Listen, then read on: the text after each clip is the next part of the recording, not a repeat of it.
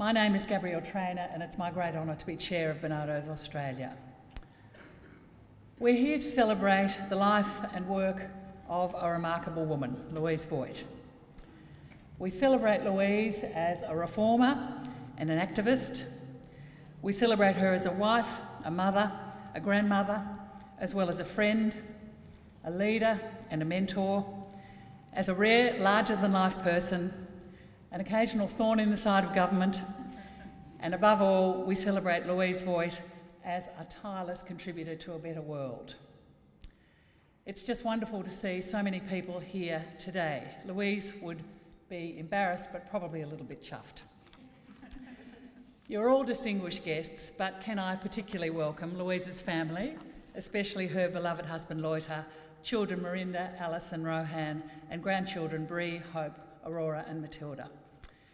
The Minister for Family and Community Services, Minister for Social Housing and Minister for the Prevention of Domestic Violence and Sexual Assault, the Honourable Pru Goward. Representing the Leader of the Opposition, Luke Foley, Greg Donnelly, welcome Greg. A very special friend of Louise and of Barnardos, the former Governor of New South Wales, Professor the Honourable Dame Marie Bashir. The Children's Guardian, Karen Boland. The Secretary of the New South Wales Department of Family and Community Services, Michael Cootes-Trotter, and Jim Longley also. Welcome Jim and welcome Michael. The CEO of Barnardos New Zealand, Jeff Sanders. Quite a number of current and former board members of Barnardos, and it's particularly great to see former chairs Ross Adair and Patty here, as well as Margie Darling and Angela Crammond, all of whom mean so much to Barnardos. There are also many present and past staff of Barnardos and the rest of us, all of whose lives have in some way been intertwined with that of Louise. There's also a long list of people who've not been able to join us today but who've asked to record their apologies, and they include the Governor of New South Wales, His Excellency David Hurley, the Premier of New South Wales Gladys Berejiklian, the Deputy Leader of the Federal Opposition and Shadow Minister for Education and Women, Tanya Plibersek, Shadow Minister for Human Services, Linda Burney, New South Wales Minister for Health and Minister for Medical Research, Brad Hazzard, his ministerial colleague Gabrielle Upton and Shadow Ministerial colleague Tanya Mihalik, former Children's Commissioner Gillian Calvert, past Barnardos Chair Crispin Hull and former board members including Jennifer Darville and Pauline Griffin. They all would love to be here but were unable. So let me start by acknowledging the Gadigal people of the Eora Nation on whose land we meet today. I would, with all of us, like to pay my respects to Elders past, present and emerging, and to extend that respect to all Aboriginal people here today. I'd now like to call on Uncle Ray Davidson to welcome us to Gadigal country, and then the children from our Urungai Learning Centre will perform a traditional dance as a tribute to Louise. Thanks, Uncle Ray.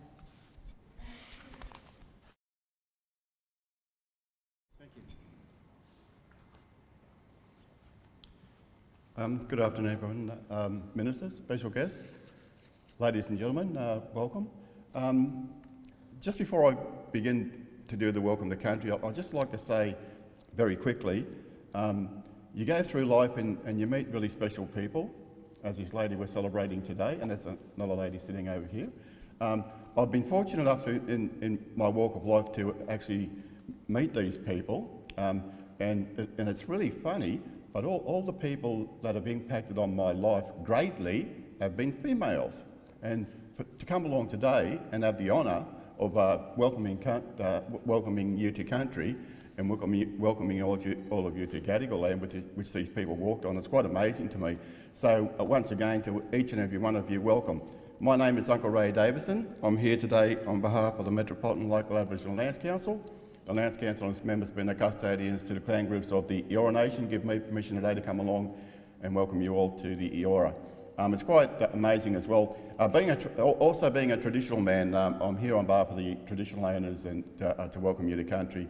And I love reminding people that I always take this opportunity when giving welcome to country that we have one mother, and that's Mother Earth. And Mother Earth loves each and every one of us. It doesn't matter who we are, where we come from, we're all loved the same, equally. And she's always around us, letting us know that she cares for us. So it doesn't matter, or regardless whether you've been here for 10,000 years, 1 year, or a new child born today, you're born on country, you're part of country. And as I look around, I say to people, naturally most people here today your ancestral line is from overseas, and that's wonderful. You own it, and it owns you, and it'll always be like that. But if you're born on country within Australia, the country that you're born on, you know, and you all know what I say when you're born on country, you're born on country within Australia, you belong to that country, and the people that have been there for thousands of years know you as well. So each and every time you come and go from country or you're being farewelled, it's not just your direct ancestors who are farewelling you, but it's the people who come from that land for thousands of years. They know you as well, and they're welcoming you and saying hello and goodbye to you each and every time.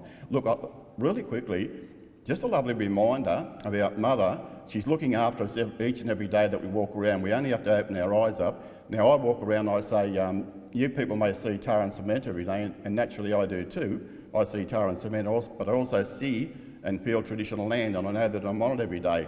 And Mother Earth is letting us know each and every time we're about it. All we have to do is take notice, and if you look at these beautiful beams here, they come from Dungutty area, the north coast, and the sandstone comes from down here in Sydney. So, you know, she's around us, and if we take our time in our daily walk of life, we'll realise that. So once again, for me to be standing on traditional land and welcoming people to my country, to your country, to our country is really marvellous. Now, I was born at La Perouse where the Europeans first landed, and my clan land runs from Circular Quay up to Redfern here. So for each and every time I give welcome to country, it's really, really special to me. And it doesn't matter if I do welcome the country once a year or 100 times a year, and I say this repeatedly, each and every time I do it, it's as special as the last time. So my people, the Gadigal people, have had the longest continuous unbroken association with Europeans since the settlement of Australia. And it's quite special and unique that I get the opportunity to come out and welcome people in my country. At this moment, I'd like to pay respects to elders and descendants, both past and present, of the people of the Eora, and extend that welcome to each and every one of you on their behalf, and thank them for the caring of our waterways and our land for those thousands of years, of which we all benefit from today. And having said that, I'd like to say to each and every person in this room today, I'd like to pay respects to your elders and descendants, both past and present as well, because without those people, none of us would be here today. So once again, to each and every one of you, welcome. And just in closing, I'd like to say, may the spirits of my ancestors walk beside you and protect you whilst you're on Gadigal land, Eora country, as I know they walk beside and protect me. And it's once again, it's really special to be here today, and to be here in my capacity in some small ways. It's a really, really great privilege. Thank you all very much. Thank you.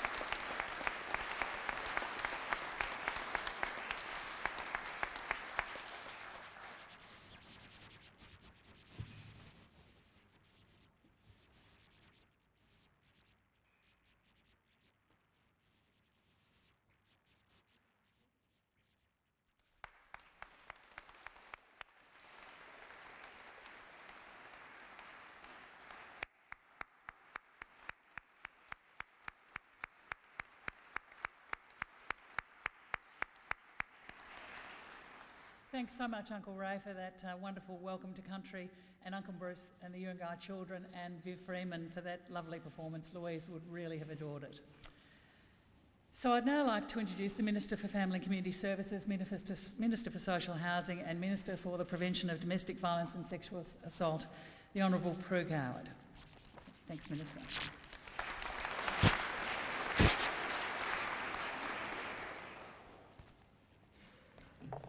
Well, thank you very much for introducing me and for including me today. It's a very great honour to represent the New South Wales Government and the people of New South Wales in paying homage to such a remarkable woman. And I too would like to begin by acknowledging the elders of the land on which we meet today. To Louise's family, to Lothar, to Mirinda, to Alice and Rohan, and to Louise's grandchildren, our thoughts and prayers are obviously with you today. And thank you for sharing Louise with us. I suspect there were times when you thought you got the small share. But so it is with public service and a devotion to duty which call people like Louise Voigt. To the current and former Barnardos carers, employees, board members and benefactors, you are all enriched from working with Louise. She enabled us all. It's been well said before that Louise was a warrior and a fighter for the rights of vulnerable children and their families. Louise, as we know, took no prisoners and without fear of retribution. Louise was a woman who stood up for what she believed in, notably when that wasn't fashionable. As a result, she's made a difference to the lives of thousands of vulnerable children and their families across New South Wales and the UK. And how many of us can say that when we review our life's work? She was battle-hardened, and she knew the importance of the long game of reform. On her retirement as CEO of Barnardos, Louise said, quote, "The wins you have make a difference for the next generation. We have a long way to go yet, but it's a journey worth being on." Well, how wisely and simply said Louise. Louise has most certainly influenced me in how I undertake my duties as the Minister for Family and Community Services and the role that reform must play in the Minister's work. She's influenced how I understand permanency and integration of care around children. Louise taught me, as she has so many others, to see the child protection system through the eyes of the child. The child is not interested in retribution or risk assessment or temporary solutions and homes and prolonged court proceedings as the adults around them posture and negotiate for their own interests and egos. The child has no time for that. Childhood is too short. Louise would say the child wants very little from adults, merely to be safe and to be loved, and surely we cannot begrudge them this. Louise knew that, and that is how she served children. Louise's vision has certainly shaped this government's approach to child protection, to be child-centred, to wrap supports around the child coherently so that their lives are made better, not more confused. And thanks to people like Louise Voigt, we are changing the system to give children and young people a forever home, to give children a better life through permanency options, preservation where possible, guardianship or open adoption. Louise knew this was the foundation of a happy life, permanency, a child's certainty that they will remain part of a family, whatever they have done, that they are loved, whatever they have done. The most precious gift we can give our children, certainty that they are and will be loved. When Louise became the CEO of Barnardos in 1983, it was a very different age. Domestic violence was rarely discussed, certainly not in public. Children's rights were largely misunderstood or ignored. Support for struggling families was extremely limited. Drug and alcohol abuse treatment was scarce, and mental health was still institutionalised and stigmatised. Research at the time highlighted that too many children and young people were coming into care and drifting in the system without a stable or safe place to call home. Louise recognised how damaging moving from place to place was for a child's development and for that deep need, that sense of belonging. Her focus was on preventing children from entering the care system in the first place by supporting families in crisis. She championed stability and permanency for children where staying at home was not a safe option. In fighting for these changes to the system, Louise was years ahead of her time. Barnardos Children Family Centres were established to provide critical services to families in need in areas affected by poverty. When homelessness and juvenile crime increased, Barnardos saw that conflict at home was disconnecting teenagers from family, school and community.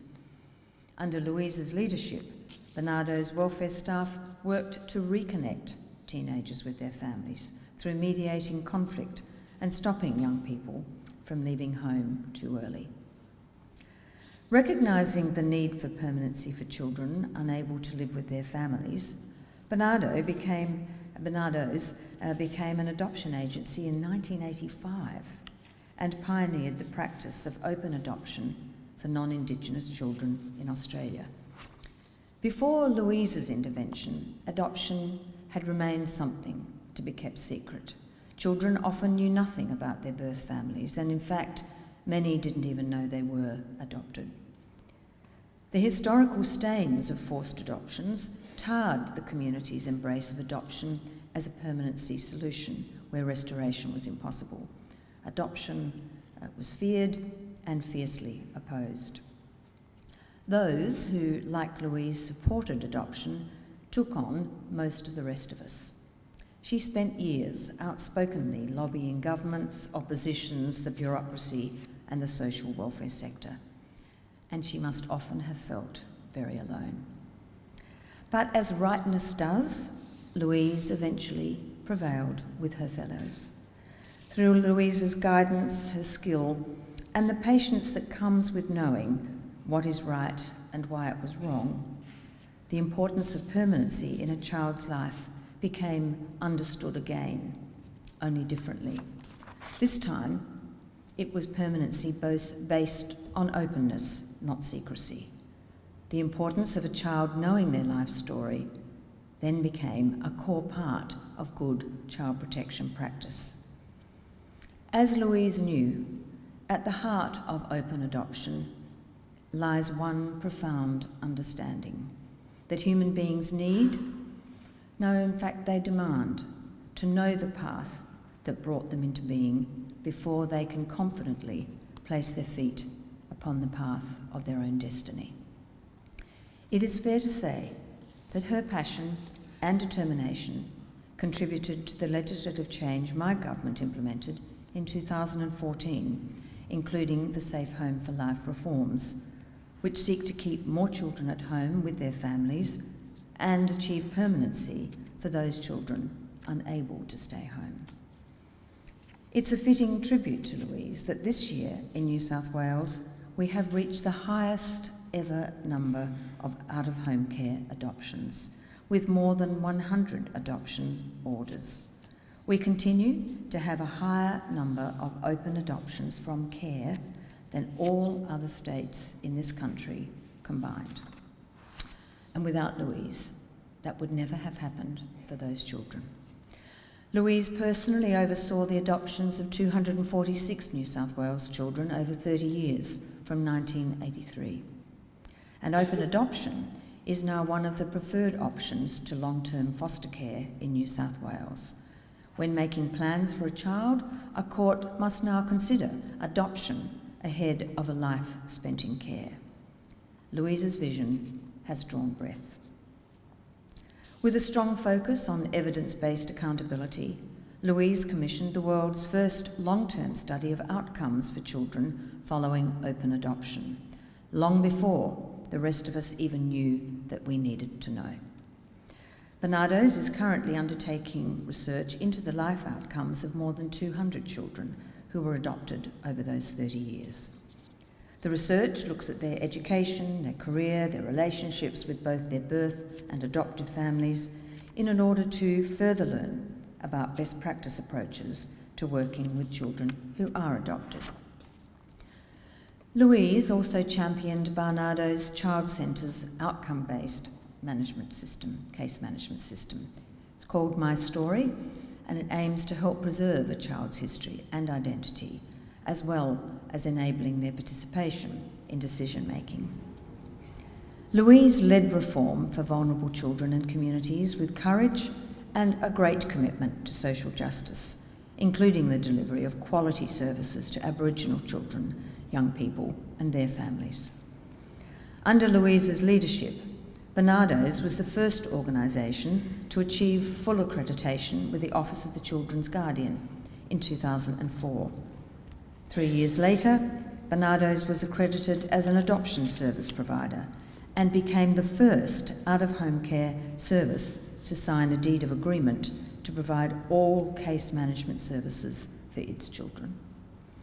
In 2007, Barnardos was granted parental responsibility for children in its care, becoming the only Australian agency that has such a role, and of course helping its vital role in expediting open adoption.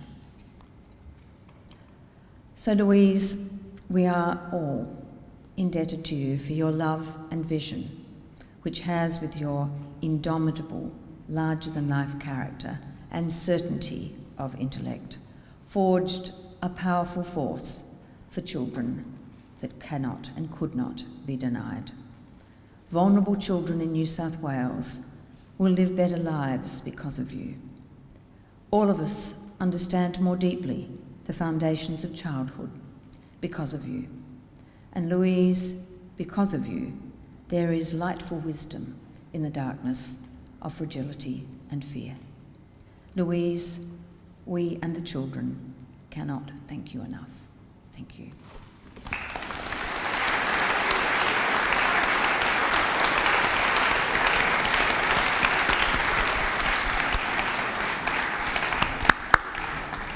Thank you so much, Pru. I know Louise would have been so honoured that Minister Goward is here today, and particularly to have given us such a wonderful reminiscence of the work Louise did, and we too are very honoured, so thank you again. As is evident today, and Minister Goward referred to this, Louise touched many, many lives. For those who knew her, she was unforgettable. But for those tens of thousands of children and families who did not know her, her impact was just as great. The reforms in welfare practice that she championed and the work she committed to made countless lives better. When Louise joined Barnardos back in 1983 from a welfare role in Waverley Council, it spent $1.5 million directly on its work every year. And when she retired 32 years later, in 2015, Barnardos was a $64 million turnover agency. But Louise was never impressed by mere numbers on a page. She would return time and time again to what was the real value of our work, to the individual child, to ensure that every child had a permanent family, to have security and safety to grow and develop. That was the critical, immutable value of what we did. She joined Barnardos in 1983, as we said, after coming to Australia as a 10-pound pom in 1966, then meeting and marrying the love of her life, Lothar, and travelling the world. Margie Darling, who was on the selection committee that chose her, is here today. It's wonderful to have you here, Marg. Well, we'll never be able to tell her what to do, was the committee's verdict upon interviewing the tall, outspoken, supremely competent social worker. They hired her nonetheless. A brilliant decision. Louise's presence was more than physical. Her intellect, her loud, warm laugh, the power of her ideas and her energy and ambition for her cause were imposing and irresistible. Such was her clarity of vision, great people many of whom are here today, wanted to work with her. She gathered many, many around her, and most have stayed for the duration. Louise's presence became even more commanding as the years went on, as her role assumed greater significance and as her reputation and that of the agency grew. Formidable is an overworked adjective when it comes to Louise. She was indeed, as a generation of ministers, judges, colleagues, bureaucrats, celebrities, journalists and hapless board members will attest, a force of nature, a force for the good of children above all. Louise's master's degree topic was permanency planning. It was a subject that was much more than theoretical for her. As the Minister said, she was passionate about permanency and security for children who could no longer live with their birth parents and who were placed in state care. A nomadic future in the welfare system with multiple carers was demonstrably harmful to children. To use Louise's words, the same person who put you to bed should wake you up. No fear that the adult you know and love will be suddenly gone. No worry that carers, home and school can change in an instant. She believed permanency was everything to a child and a key determinant of their future prospects. And she was right, of course. The first proposition of permanency was always to support the family to the extent possible, so parents and their children could remain intact as a family. Hence, under Louise's leadership and building on her previous work, Barnardos created a one-stop shop, a children's family centre model for families experiencing all sorts of stresses. These centres we expanded to Penrith, the South Coast, Canberra, Western New South Wales and Southern New South Wales. Louise's concern was not only with small children. She also cared deeply about adolescent homelessness and the increasing alienation of many young people from their families and from society. So she started Kingston House. This was a bold move, but it endures today. Her focus was always toward the most severely disadvantaged, so she and the team developed Find a Family with Tina for hard-to-place children who'd been removed by courts from families. The success of stabilising the lives of these children led to those first adoptions. Back then, the Supreme Court had no legislative basis for open adoption, but some far-sighted judges knew adoptions which incorporated ongoing contact with biological families clearly benefited children. As the Minister recounted, Barnardos achieved accreditation as an authorised adoption agency in 1985, and 2 decades later, Louise applied for Barnardos to be delegated with parental responsibility for children placed with us following final Children's Court orders. No other non-government out-of-home agency has yet taken that step. It's an enormous responsibility for a non-statutory organisation to be parentally responsible for each child, but we know that Louise never shirked taking responsibility to ensure a better life for children. Her constant lobbying and advocacy for open adoption over the years bore fruit in 2014, as the Minister recounted, when open adoption became enshrined in law as preferable to foster care until age 18 in cases where restoration was impossible. Louise was driven by a passion to work with and also to improve the lives of Aboriginal and Torres Strait Islander children. She set a goal for 10% of Barnardos staff to be Aboriginal and Torres Strait Islander, and when she retired in 2015, she was thrilled to have exceeded that target. We reached 12%. And that set a goal to increase. Then she set a goal to increase the number to 20%, and we're on the way to achieving that, I'm very pleased to say. Louise also holds a very special place for the old boys and old girls of the organisation, the child migrants from the UK, as she made sure that Barnardos fulfilled our very significant responsibilities toward these very important people. You'll hear from one of them, the wonderful Shirley Ronge, a little later. As Chief Executive and Director of Welfare at Barnardos for 32 years, Louise not only earned the deep respect of her own agency, but also of politicians across the spectrum, bureaucrats and leaders of other NGOs. The respect endured, even though at times she did ruffle feathers for speaking out when she thought government decisions undermined good policy and practice for the benefit of children. Above all, Louise was no nonsense. She found needless bureaucracy frustrating and at times absurd.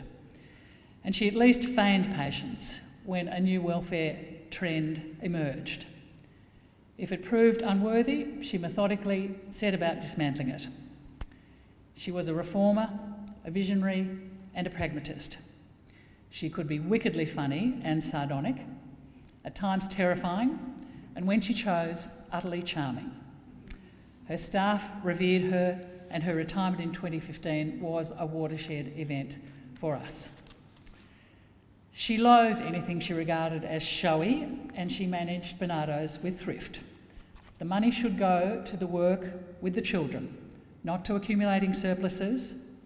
Offices should be workmanlike spaces, furniture, preferably second-hand. When I proposed we have a dinner at Parliament House to mark her retirement, we nearly had a stand-up blue. Well, she thundered, drawing herself up to her towering height, if you insist on having a dinner in my honour, there is one person who will not be attending, and that is me. She did settle, however, for a lovely stand-up event about which I think she was thrilled, but probably more so about the Louise Voigt Scholarship that we set up in her name for an Aboriginal or Torres Strait Islander staff member to undertake further study. This is one of Louise's wonderful legacies. Her much-deserved time in retirement with Lothar and her adored family was cruelly cut short by her illness. She addressed it with characteristic strength. Our love and thoughts are with the family today and always. The great use of life is to spend it with something that will outlast it. This is something that the American philosopher and psychologist William James said. Louise put her life to such greatness. She would have dismissed this thought, but it is a fact that thousands of children and families owe her and will owe her a debt of gratitude for a better life. This debt is owed by our society at large. Louise, through the organisation you built, we pledge that Barnardos will continue your work, invoking in all we do your single-minded focus on the child as the most important, the non-negotiable centre of our commitment. We will never forget you. Thank you, and Vale, Louise Voigt.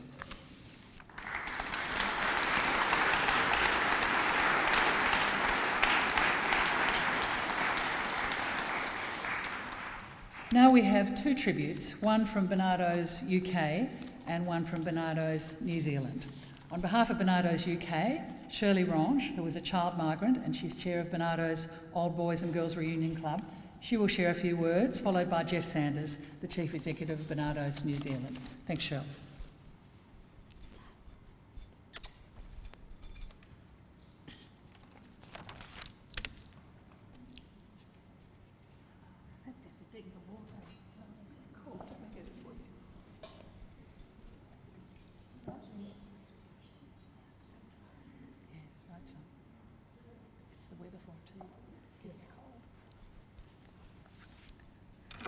First of all, I'd like to say I knew Louise for 30 years. Are these both working? Oh, okay. And we got on really well, and we talked a lot about lack of permanency and lack of truthfulness. We were only told a pack of lies when we were kids, and from that I think Louise realised that we had to keep all the info on the kids so that whenever they asked something, they were told the truth. So you grew up with the truth, the kids today, and didn't have to wait till you're in your 40s to find out who your mum was, who your dad was, and all of that. So that was my case. I found out when I was 43. I'd also like to say that I admired Louise because she could hone in on a subject like you wouldn't believe. I'm sure the family knows that. And so when we had a catastrophe, Louise could fix it, right? Okay. This is a tribute to Louise from Barnardos UK, Making Connections. We were very sad indeed to learn of Louise's death in April, so very soon after her well-deserved retirement from her long and distinguished tenure as the CEO of Barnardos Australia. Our service in Barnardos UK, now called Making Connections, but known as Aftercare from the time of Dr. Barnardo, is a contact point for everyone with a professional, academic or personal interest in Barnardo's history. As guardians of all the children's records from the 1870s onward, we have contact with hundreds of former Barnardos boys and girls and their descendants every year. Our work is to help them understand their own histories, and for many years we have worked closely on this task with colleagues in the aftercare service in Barnardos, Australia. In recent years there has been much controversy and criticism of the child migration programs of the last 2 centuries. The original purpose of Barnardos Australia was to support the migrants as children and adults while they adjusted to their new lives. Louise, in her role as CEO, did not shy away from this difficult and painful history. Characteristically robust in this, as in other areas, she never wavered in her support for the former child migrants who came back to Barnardos for help, to maintain friendship and for recognition and validation of their lives. With Louise's active support, Aftercare in Australia has always been able to provide a warm and welcoming response to all these Barnardos former child migrants. Much has been written in recent weeks about what Louise stood and fought for on behalf of all of Australia's children. But we in Making Connections have been particularly struck by what she said in her speech last year at the University of Sydney in accepting the Dean's Alumni Lifetime Achievement Award. She spoke of how her 32 years in the post had given her a greater understanding of outcomes for children living in out-of-home care. She had been able to watch and learn from the children Barnardos had worked with as they became adults, and the insights gained contributed much to research and innovation in practice. We in Making Connections also try to learn from the former Barnardos children we meet, as do our colleagues in Aftercare Australia. Following Louise's example, we too hope that this learning will influence future childcare practice. In closing, we would like to pass on from Barnardos UK our heartfelt sympathy to Louise's family, friends and former colleagues for their sad loss. Thanks. Thank you.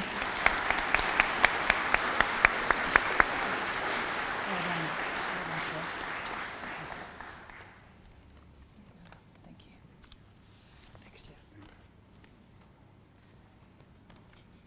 Ina manu, ina reo, ina tangata katoa. Tēnā koutou, tēnā tātou katoa. Kia ora, I'm Jeff Sanders and I'm the Chief Executive, as I've been introduced, of Barnardos New Zealand. I bring the greetings and the thoughts of the board, and in particular of Barnardos New Zealand, in particular our board chair, James DePooney.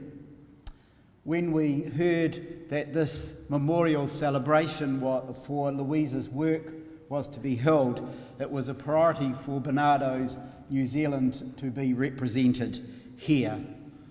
We were deeply saddened to hear of her death in April, and it was when I shared it with the whole organisation in my regular Monday email, there was an outpouring of sympathy because her work within Barnardos Australia, but particularly her work for children, was well known.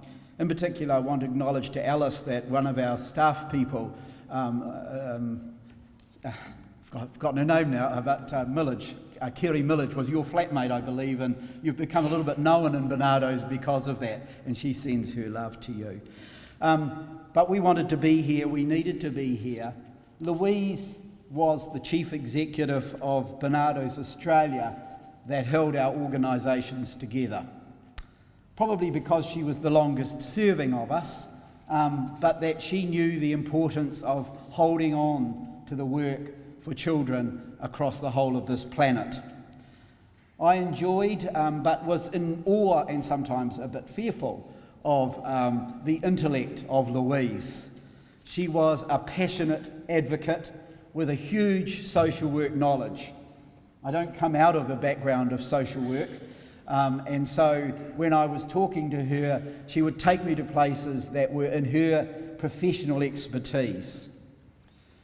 During Louise's 32 years of leadership with the Barnardos Australia, she supported 3 chief executives, Ian Calder, Murray Edridge and myself, and I think like you would have known some of those people. All 3 of us experienced Louise, as I say, as a passionate and tireless advocate for children's welfare and a warrior for the most vulnerable. Louise encouraged, as I say, and pursued relationships across Barnardos, and I'm not surprised Jared Khan, who's the CEO of UK Barnardos, sent a message by Shirley today. She kept in touch with us and she was prepared to spend time with us. She was generous in giving us access to the staff of Barnardos Australia and their ideas, and Deirdre's carried that on. She's had a group of our staff over last week, and we're going to spend some time together tomorrow. She was also generous in supporting our organisation. There was a client system she brought in from the UK called SCARF, which was a needs assessment tool, and some people will remember that.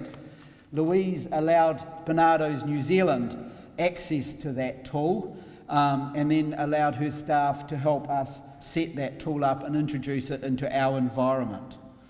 We were therefore thrilled when she agreed in 2006 to open our Barnardos conference that year as a keynote speaker and formally gift to New Zealand the version of SCARF. Louise's passion for social justice ensured Barnardos' persistence in improving supported outcome for Aboriginal and Torres Strait children and parents.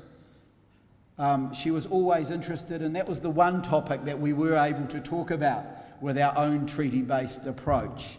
And I was very pleased to be able to support Louise not long before she retired by sending a group of Māori staff across to New Zealand to meet with the staff and Torres Strait and Aboriginal parents and children for a time, just to talk about how the work was progressing. Louise was an impressive Barnardos colleague. She embodied, I believe, what Thomas Barnardos wanted the organisation to stand for in his name. And Barnardos New Zealand has a lot to thank her for, as does Barnardos internationally. She did deserve a long retirement, but that wasn't meant to be. But she indeed has left her mark for many children, not only in Australia, but across the world. So we remember her with fondness. We pass our best wishes to her family, but not only her biological family, but also the family of Barnardos Australia who adored her. When I came, I thought if only my staff thought as highly of me as they thought of Louise. So as I close, it's my pleasure to introduce a video that you're going to see, which is entitled Louise Voigt, An Enduring Legacy.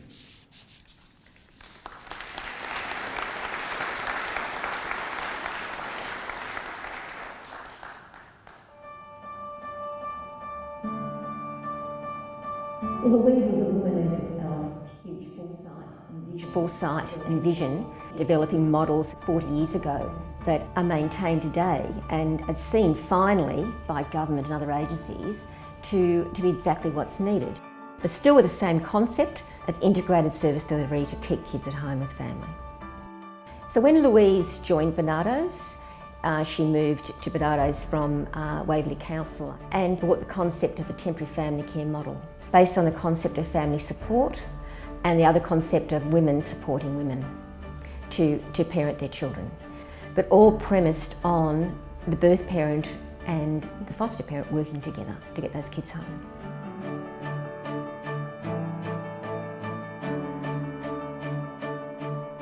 I think Louise understood the background of culture, of knowing when a child is removed from their area, that it was really important to make them feel that like they belonged and they knew they were connected. And that's one of the key values Louise understood, that a child needs to be connected and belonging to their own country.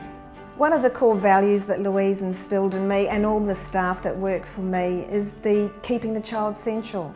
That was at the bottom of everything we did. So whenever there was a conversation about a situation, it was always, well, where's the child in this? We're not making decisions for the adults, we need to be thinking of the child. Is that the best thing for the child?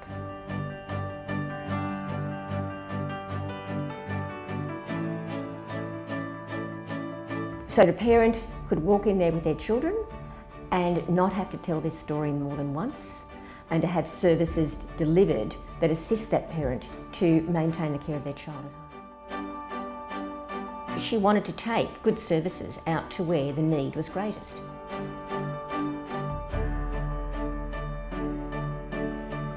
And those centres were set up in areas of severe disadvantage. So we have Auburn, then we had Penrith, we have the South Coast Centre, which is in Warrawong. Sydney Metro started in the Redfern-Waterloo area. And then we have Canberra, and now we've had various other Children's Family Centre models developing from those origins.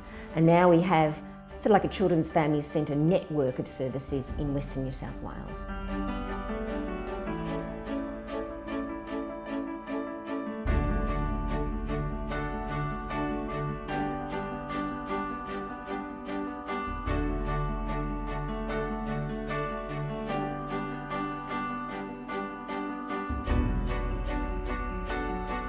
Louise's commitment and passion for adoption has meant that so many of the children that have come through our program have had adoption secured. This has meant they've got a family for life.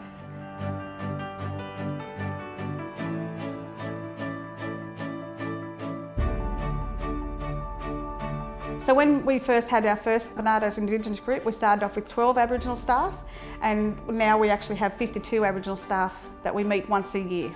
That was one of Louise's passion, to actually employ a lot more Aboriginal staff, not only to make a better life for children, but also to make it easier for families along the way, and understanding and teach non-Aboriginal staff the same values. Reconciliation Action Plan, we formed that with Barnardos Indigenous Group, and one of the things that Louise really pushed and made sure that was happening, and even having that a part of Barnardos, was a big step for not only Aboriginal people but for non-Aboriginal people to work together. I think what I'll also take away from Louise's time with Barnardos, and also as a leader for me, is the courage to stand up and say what we know is really important to children, and that is that permanency. And it's the way she created the program. So we have programs that can get children back home if that's the right thing, or we have the open adoption. And if that's not appropriate, we can get the permanency through long-term care. She would stick to her beliefs, because she knew they were based on evidence, what was good for kids, and she trained us to be the same. So I think what we've learnt is that if we believe that a decision is wrong, we don't just sit back and take it, we actually get in there and fight for what we believe is right. Louise inspired me in lots of ways. When I first started with Barnardos, I came to a non-Aboriginal agency and it was pretty scary. And knowing that I had the support from Louise as a CEO, not only for myself but for all Aboriginal staff, that kept me going, and I admire everything that she did. I just love to be the person that she was. So really what stuck with me is that you never give up.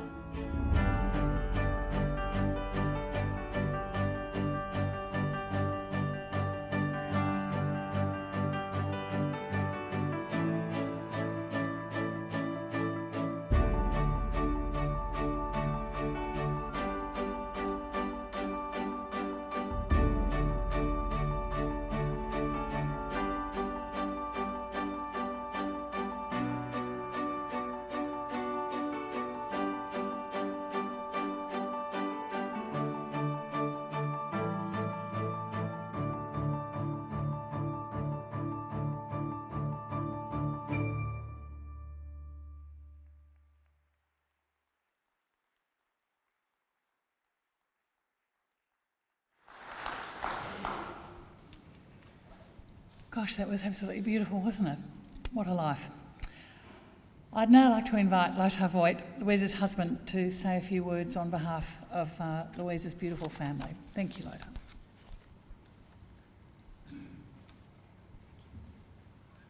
Thank you, Gabrielle. When Minister Pru Goward mentioned that Louise's work must have got the lion's share of her, whenever Louise came home after work, there was still plenty of fight left in her. See, the other side of the coin was equally big. And all you various speakers have said about Louise, all these attributes you highlighted and you cherished, they were there at home as well. Her family, me certainly for the last 50 years, she was my best friend for just over 50 years. My 3 children, on average, have known her for just under 40 years each. So it's quite a long time, quite many experiences that we share and we treasure together. When you all talked about Louise's sense of purpose, her wisdom, her logic, her enthusiasm, her sense of moral direction, her empathy, it's all true at home as well. Her empathy reached that far. You mentioned a scoundrel to her, and she immediately finds something good to say about the scoundrel.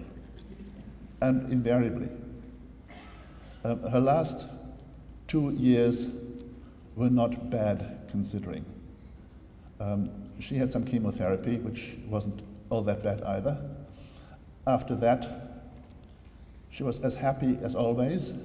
She was purposeful. She kept on planning. During her last few days, she told me where the knives and forks were kept. She told my children how to feed me properly. All these things. Her last breath was at 4 p.m. on Friday, the 7th of April. A handful of days before, it was on the Sunday, I tried to explain to her that either she was an atheist or an agnostic, but she can't vacillate between one and the other. And she totally demolished me by saying, yeah, she's a rationalist, and she had all the arguments there as if she had practiced them. She didn't have to. That was Louise. That was on the Sunday during her last week. On the Monday, 2 people came from the council, and she gave them a piece of her mind. She was no longer able to walk. She sat upright, bolt upright. On the Tuesday, she was already in a coma, and she did not wake up from that, mercifully. During that week, we all took turns sitting there with her, day and night, giving her medication, making her comfortable. And that was Mirinda, Alice, Mirinda's partner Kate, and our lifelong friend Judy. We all took turns. Judy had moved in with us for the week. So that was good. It was just the way Louise would have planned it. It now remains for me to thank everyone who spoke so kindly of her and who remembered all the good things she stood for. To thank everyone who showered us with cards and flowers and good wishes and everything. And for those who have donated instead of flowers to Barnardos, my heartfelt thanks in particular. This is something Barnardos might be reluctant to talk about because it's in the fine print already, kind of thing, but I really would like to stress it. If you haven't yet thought of, or you've been able to, maybe think of some flowers for her, don't do it. A donation to Barnardos would be absolutely wonderful. That was Louise's wish. So I'd like to thank you very much, all of you.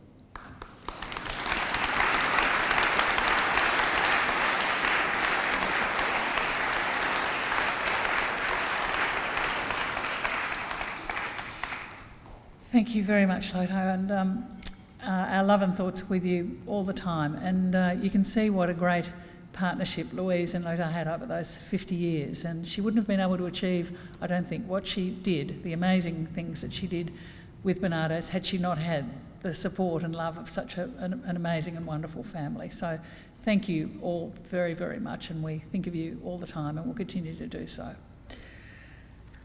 So now to conclude, one of Louise's chief preoccupations just prior to her retirement was, of course, who would succeed her.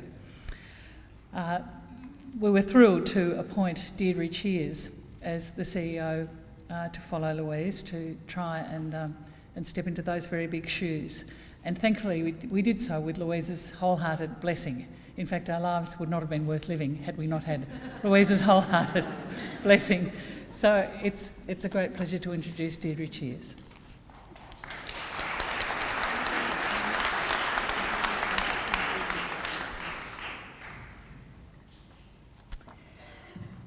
Good afternoon, everyone.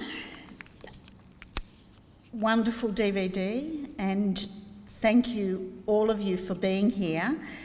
Distinguished guests, Barnardos board members and staff past and present, Louise's family, there are many sector colleagues here, friends and others who are too numerous to mention personally, and there are people not just here in person but watching via the internet all over Australia, and I'm sure some overseas.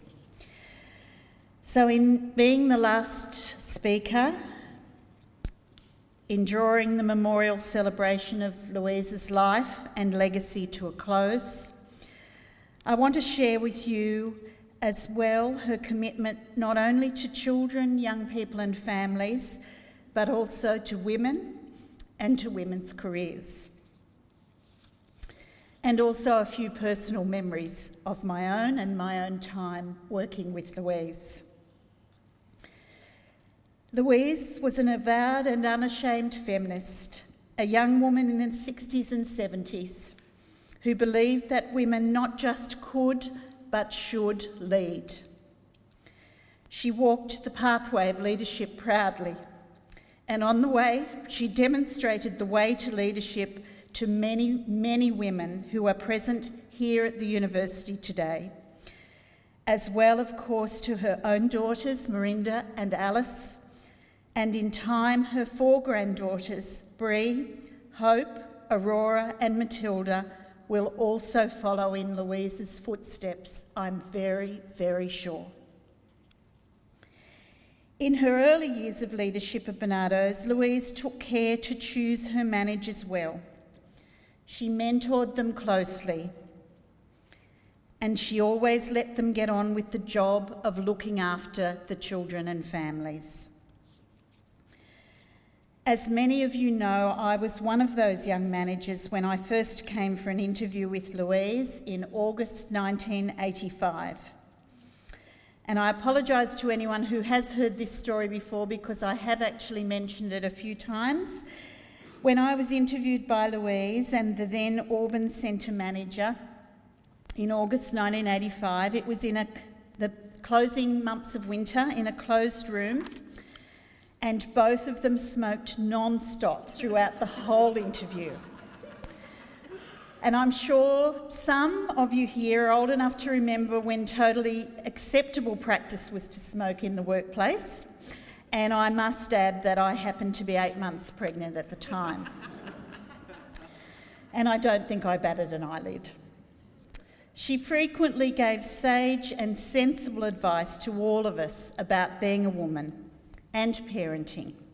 And I remember quite vividly to this day, almost 30 years ago, actually it would be 30 years ago, her sharing with me her quite dramatic second birth experience. And Alice, of course, I'm not going to share that this afternoon. I don't know whether you ever heard it directly yourself. There were other people in the room at the time and they were just horrified, I think, for me.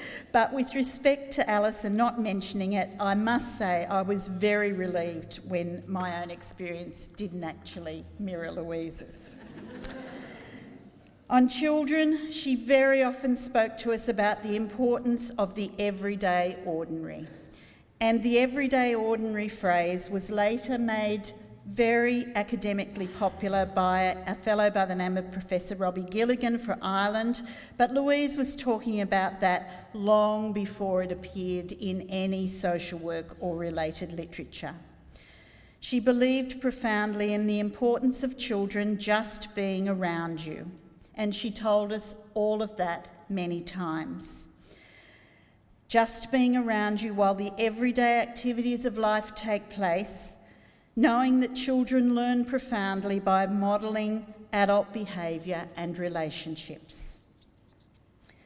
Louise was responsible for introducing paid maternity leave for women employees working in Barnardos, the first New South Wales child welfare non-government organisation to do so, and decades before Australian government finally legislated paid parental leave for women. She introduced an enterprise agreement so that competitive pay rates for women could be held regardless of sector variations, and she included the ability for non-managers to salary package a motor vehicle. Many of us at the time were absolutely thrilled to be driving around in those little cars that were ours. I remember very, very fondly her strong words about being required to complete the early versions of the Equal Opportunity for Women surveys. "Why would I need to do that?" she said. "I'm not doing that. We have plenty of women working here. The only difference is that, unlike other places, ours are all at the top." I worked closely with Louise at head office in a senior role for 12 years until leaving in 2006, not realising at the time that I would return when she retired in 2015. At the beginning of that time, when I went to the seniors table, I had 3 children under the age of 6, and Louise gave me, as always, sensible advice. "Always stop on the way home and regroup before you walk in the door. Remember, they need you to be totally theirs when you walk through that door." I'm not sure that I got that bit totally right over the years, or if Louise did either, although it does sound like she might have. But her advice was always sound and sensible about getting your priorities as a woman right, regardless of which role. Louise once said to me in the thick of that period, and with a smile on her face, "Deirdre, you're going to be a career woman." I thought she was crazy. Running as I was between dozens of responsibilities and commitments every day of every single week, as so many women do. Some years later, I was in the city and bumped into a friend I hadn't seen for more than 15 years, a woman who'd moved out of Sydney to raise her own children. She looked at me in amazement and said, with surprise, "Deirdre, you look like a career woman." And in that moment, I remembered Louise's words. We all have our own personal memories of Louise. She was a mighty leader and an exceptionally strong woman. She changed children's lives, and she was always committed to women's issues. So on behalf of every woman and child whose life she touched, I say thank you. And on behalf of all of us, I honour her memory and her ongoing, enduring legacy to what Barnardos is and continues to be here in Australia. Thank you.